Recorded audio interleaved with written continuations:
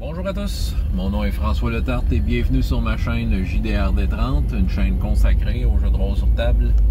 Une vidéoliste, oui encore par-dessus le RPG Addict tout. J'ai d'intention, j'ai de déception.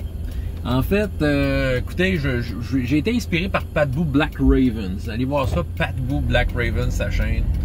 Et il a parlé un moment donné d'une vidéo que j'écoutais de jet d'intention. C'est un terme que j'ai déjà entendu, je connais le phénomène. Mais ça m'a comme fait flasher dans le fond, puis j'ai envie de vous en parler.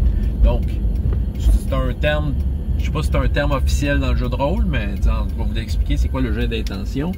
C'est quand un joueur, surtout les joueurs, s'apprête à lancer le dé, mais ils disent précisément ce qu'ils s'attendent du résultat.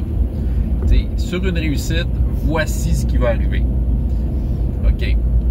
Bon, je vais faire un exemple concret. Je pense que, tu sais, on voit ça souvent dans le combat. Je vais vous donner un exemple. OK? Le voleur de premier niveau, avec sa dague, il n'y a pas de bonus de force, contre un ogre. Le joueur qui joue le voleur va prendre son dé, va dire « Je lui tranche la tête ». OK. Fait que tu dis « OK, cool ». Fait que là, le joueur lance son dé, réussit, pogne un 18. Parfait, le meneur de jeu dit roule tes dommages, roule son D4, pogne 1.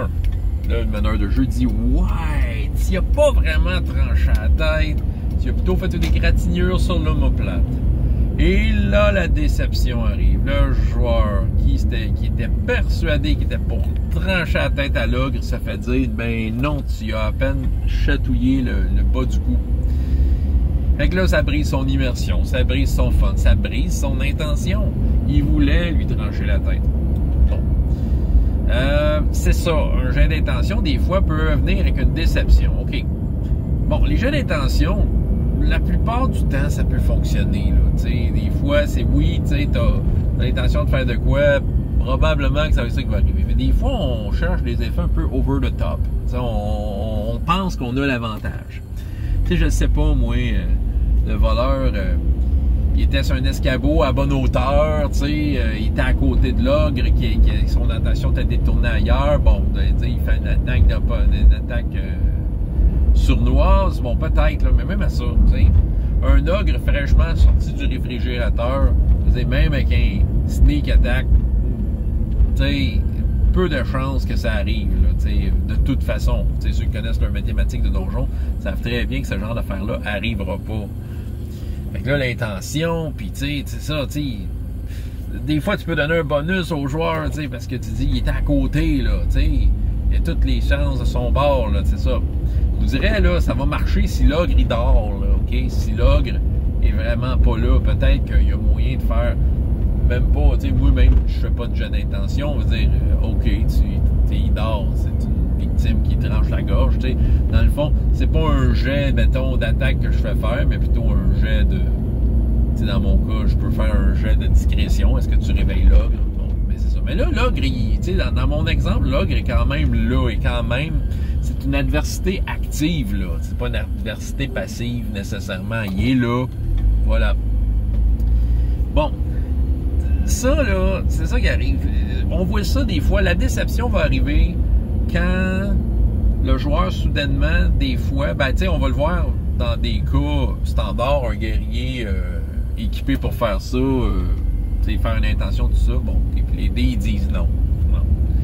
Mais là, tu sais, des fois, on le voit aussi avec des personnages, des joueurs, que c'est pas leur spécialité, tu sais, puis soudainement, ils voient une opportunité de faire un move de même, puis ils disent qu'ils veulent faire ça avant de lancer le dé. On va prendre un exemple, tu prends on va y aller encore plus bas que ça, un magicien, là, tu sais, qui toute sa vie, là, tu sais, il est bon pour lancer des sorts, pas bon en combat, tu sais, si on prend la version donjon du magicien, fait que là, toute sa vie, il a été dans un laboratoire à étudier la magie, tu sais, jamais battu, lui, tu sais, probablement pas, tu sais, même probablement que, tu sais, ça se pourrait que dans sa jeunesse, c'est lui qui mangeait et volé, tu sais. Mais tu sais, des fois, le joueur qui joue le magicien, puis je l'ai vu dans certaines games, tu sais, soudainement, tu sais, je sais pas trop, devant une situation, tout ce qu'il trouve à faire, c'est de prendre son bâton de magicien, puis de frapper ses gens. Puis avec des intentions, genre, je vais y casser le bras, là, je suis capable, là, si j'ai un bâton, ça casse des bras. Ouais, mais c'est pas ta spécialité. T'sais, ta feuille te parle, premièrement. J'ai d'intention ou pas, la feuille te parle. C'est-à-dire, ton personnage, c'est écrit ce qui est bon, dans quoi qui est bon, dans quoi qui est pas bon. Fait que, si tu veux faire un move par rapport à quoi qui est pas bon, ben, il y a comme une limite mathématique que le jeu te dit, là, tu sais. C'est ça, le jeu est ainsi fait. On parle toujours d'une adversité active, là. Fait que, même si t'étais avantagé, même si t'étais couché dessus, puis lui t'a réveillé, puis t'étais à ça de son œil ou de son bras, ou je sais pas, que selon toi, tout était là, ben qu'est-ce que ça représente? Qu'est-ce que les chiffres représentent? Que t'aies un bas score en combat, c'est peut-être le fait aussi que tu n'as pas l'intention de faire mal aux gens de cette façon-là. Des fois, tu arrives pour frapper, mais tu n'as pas la bonne swing, ou des fois, tu as comme le petit frein intérieur là, qui dit « Oui, mais c'est mal! » Même si c'est un méchant, parce que tu n'as jamais appris à te battre. Okay? Tu n'as jamais été offensif contre quelqu'un physiquement. Fait que t'es momounes. Des fois, on est momounes de même. Il faut l'accepter, là. C'est ça. Puis le monstre, même si t'es à côté, ton fameux ogre, qui a 40 points de vie, mettons, puis une classe d'armure super haute, ben qu'est-ce que représente ces points de vie, la classe d'armure? C'est le fait que s'il y a un couteau qui passe proche de sa gorge ou de son œil, ou un bâton qui passe proche de son bras, ben c'est sa capacité à se tasser à temps. T'sais. Fait que, oui, il est compétent. T'as beau dire dans ton imagination que t'es à côté, là, que t'es en train d'y faire exploser la jugulaire, mais mathématiquement, t'es contre un adversaire compétent. Fait que c'est ça. Des fois, le jeu d'intention, quand vient la déception, là, j'ai fait un exemple de combat, mais je pense que ça peut s'appliquer à n'importe quoi. Là. Mais tu sais, c'est ça. Le joueur avait une image en tête, mais les mathématiques du jeu, ils disent d'autres choses. Il y a plusieurs façons d'approcher ça. On peut être on peut être un bon meneur de jeu, donner des bonus, jusque-là, ça va. Mais vous pouvez simplement dire « Oui, ça marche! » Bon, c'est ça. C'est correct, le joueur va être content. T'sais, on n'est pas obligé de suivre les règles si ça ne nous tente pas. Moi, je suis pas de cet avis-là. Moi, je suis d'avis que les règles sont là pour une raison. Mais, je ne jugerai pas quelqu'un qui le fait. C'est ça que tu veux faire, tant mieux.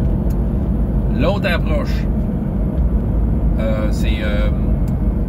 au moment de lancer le dé, c'est peut-être de faire le banner de jeu plate, mais en même temps, le joueur qui fait ça, peut-être qu'il est juste pas au courant de la mathématique de la chose, mais c'est de faire le oui, mais tu sais que si tu le pognes, tu vas peut-être faire perdre 4 points de vie avec ta dague, puis lui, il y en a peut-être 40, on peut être ouvert là-dessus, puis dire que dans ce jeu-là, si tu veux trancher la tête à quelqu'un, il faudrait qu'il se rende à 0 avant, fait que bon, fait que peut-être, juste peut-être faire miroiter, c'est qu'est-ce que les règles te racontent. Qu'est-ce que les règles racontent du jeu. Fait que, tu sais, on va... c'est une façon, peut-être pour les joueurs plus débutants, entre autres, d'expliquer comment le jeu il marche.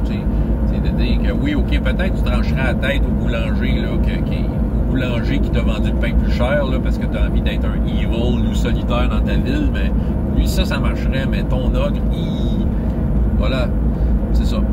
L'autre approche, c'est de faire le contraire, c'est-à-dire que non, hey, l'intention, tu me le diras après ton jet de dés. Jet de dés roule, les dommages roulent.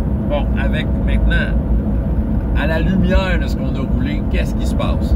On a déjà parlé, tu demandes aux joueurs d'écrire un résultat. Une fois de temps en temps, ça va à peine. Il y en a qui aiment ça le faire tout le temps, il y en a qui aiment ça le faire moins, mais quand même, à la lumière de ce que tu as là, ben, explique-moi ce qui se passe.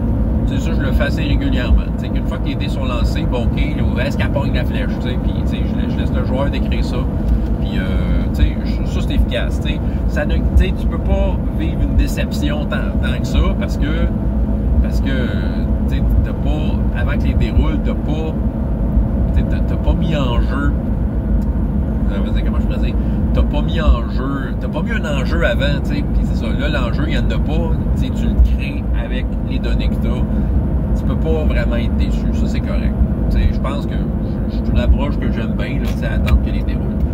Des jeux qui l'intègrent très bien, soit dit en passant, je vais vous parler de 2 jeux. Je trouve que dans la mécanique, c'est bien pensé que l'intention après le jet de dés est utilisée. Il y en existe sûrement plein d'autres, mais il y en a 2 qui me viennent en tête. Là. Ben, puis 6, c'en est un qui peut être utilisé de cette façon-là. Ceux qui ont suivi mes 6, sinon je vous l'explique, en fait, quand tu lances tes dés, non seulement tu produis un résultat, mais tu produis un nombre de qualités par chaque face paire de tes dés, tu lances un paquet de dés. Ces qualités-là servent entre autres à calculer les dégâts, mais aussi, ça va servir, si tu veux, à produire des effets. Donc, c'est ça. Fait que, tu sais, je trouve que, tu sais, t'attends que le jet de dés soit là, t'attends de voir le nombre de qualités que t'as, avant de décider ce que tu fais. Pas du temps, ils vont comme juste passer ça en dommage, parce que souvent, l'intention, c'est de tuer la personne, là, mais tu sais, si tu veux faire un effet, tout ça, tu sais, je l'ai fait en fin de semaine dernière, exemple, là, j'avais une partie, notre guerrier mage elfe du groupe a décidé de tirer un petit, tu sais, il y avait des ennemis, c'était des petits bonhommes sans visage, puis il l'a tué d'un coup, mais il y avait des qualités en over, tu sais. Fait qu'il a décidé, OK, ben regarde, ça a tellement tiré fort qu'il a revolé par en arrière sur l'autre. Tu sais, il y avait un des...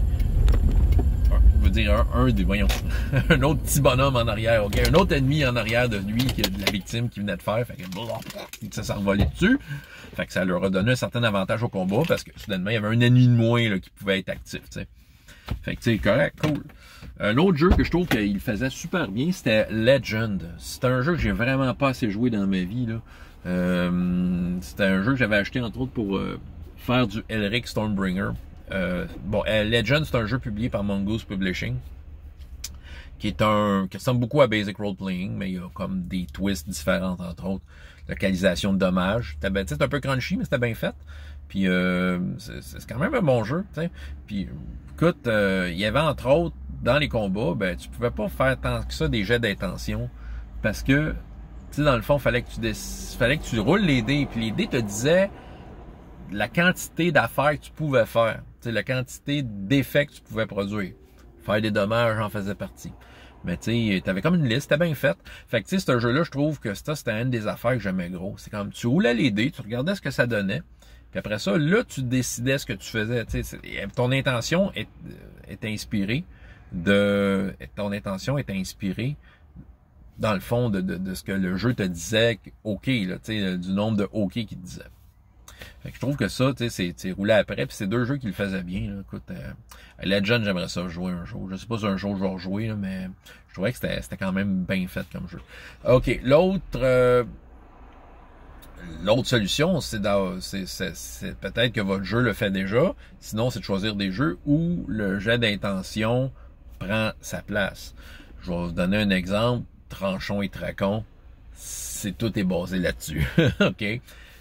Tranchon et Tracon, la mécanique est simple. Le meneur de jeu ne roule pas de dés. Par contre, si le joueur déclare « je veux faire ça », ben, premièrement, le meneur de jeu peut mettre une difficulté à ça, évidemment. Puis après ça, avant que les dés roulent, par contre, le meneur de jeu dit « mais qu'est-ce qui se passe dans le cas d'un échec? » Fait que le joueur, avant de rouler ses dés, il le sait. Oui, il a l'intention de faire éclater la tête de l'ogre. Bon, faut dire que ça marche avec des points de vie aussi, là. Mais tu sais, il y a peut-être l'intention de faire un effet spécial, tu sais, OK? Puis c'est ça, avant de rouler les dés. Oui, mais, fait que tu sais, plus, par contre, c'est ça, c'est plus que ce que tu veux faire est capoté et fou, plus que la conséquence d'un échec va être à la même mesure. Fait que tu sais, faut que les joueurs fassent attention. Et je crois que, et là, on pourra me corriger, les spécialistes de ce jeu-là pourront me corriger. Un autre exemple de jeu que je pense que le jet d'intention, il prend beaucoup de place. Je pense que les PBTA le font. PBTA, 2D6 plus ou moins, en tout cas plus modificateur ou moins. Puis 10 plus, ce que tu voulais faire va arriver. Si je le comprends bien. J'ai fait une coupe de PBTA, je n'ai pas fait tant que ça, mais j'ai l'impression que ça prend beaucoup de place. Le jet d'intention. Tu dis, je veux faire ça, parfait. Si tu roules, si tu réussis, ça va arriver.